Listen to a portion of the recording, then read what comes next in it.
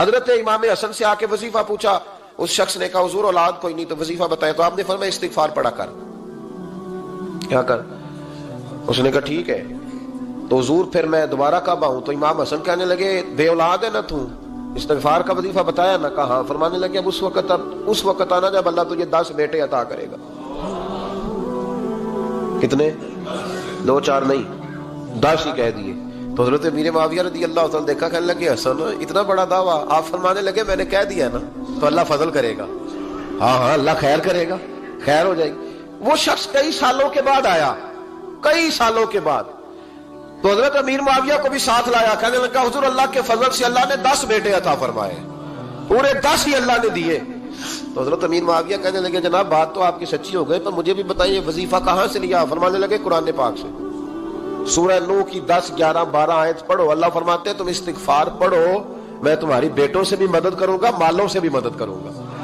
تو میں نے استغفار بتائی تھی، اور قرآن میرے اللہ کا ہے، رب کا وعدہ جھوٹا ہو سکتا؟ فرمایا 10 بیٹے ملنے تھے، میں نے کہہ جو دیا تھا۔ اور میرے بھائیوں یاد رکھیں، استغفار اللہ کی رحمت نازل کر۔ ایک ہوتا ہے خوف، ایک ہوتی ہے خشیت۔ خوف والے لوگ توبہ کرتے ہیں، خشیت والے استغفار کرتے ہیں۔ ایک ہوتا ہے خوف، ایک ہوتی ہے خشیت والے استغفار کرتے ہیں۔ نبی کریم علیہ السلام نے فرمایا میں دن میں 100 مرتبہ استغفار کرتا ہوں، دن میں۔ توبہ والا کہتا ہے کہ میں بھول گیا تھا، مجھے معافی مل جائے، اور خشیت والا کہتا ہے میرا یار ناراض نہ ہو جائے، وہ استغفار ہی کرتا رہتا ہے، وہ معافی مانگ۔ حضرت رومی نے مثال دی ہے، فرماتے ایک عورت تھی تو بھیک مانگا کرتی تھی، ایک دن بادشاہ کے دروازے پہ بھیک مانگنے گئی تو بادشاہ کو پسند آ گئی، اس نے نکاح کر لیا۔ 20 کنیزائیں اس بی بی کے پاس تھی خدمت کرنے کے لیے، روٹی دینے کے لیے، کپڑا دینے کے لیے، لیکن وہ ہر وقت روتی رہتی تھی، ہر وقت روتی۔ ایک سمجھدار کنیز کہنے لگی کہ ملکہ اب تیرا درجہ بہت بڑا ہے، تو ہر وقت روتی رہتی ہے، معافی ہی مانگتی رہتی ہے ہر وقت، کون سی ایسی نعمت ہے جو تیرے پاس نہیں؟ تو وہ کہنے لگی اس لیے تو روتی ہوں۔